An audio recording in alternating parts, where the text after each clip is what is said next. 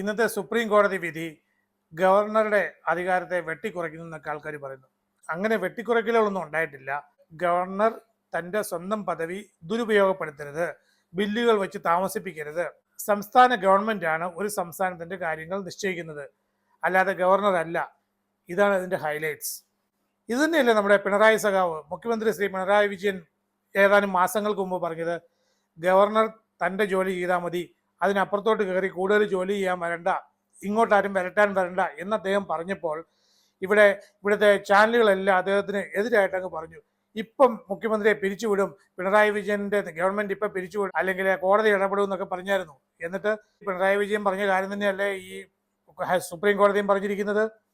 ഗവർണർക്ക് ഓരോ ഉത്തരവാദിത്വമുണ്ട്. അയാളുടെ ജോലിയാണ് ഗവർണൻസ് നടത്തുക. ഒരിക്കൽ സംസ്ഥാന നിയമസഭയിൽ ഒരു ബില്ല് പാസ്സാക്കി കഴിഞ്ഞാൽ അത് ആ സംസ്ഥാനത്തിന്റെ തീരുമാനമാണ്, അവിടുത്തെ ഗവൺമെന്റ് തീരുമാനം, ആ സംസ്ഥാനത്തിന് മൊത്തം തീരുമാനമാണ്.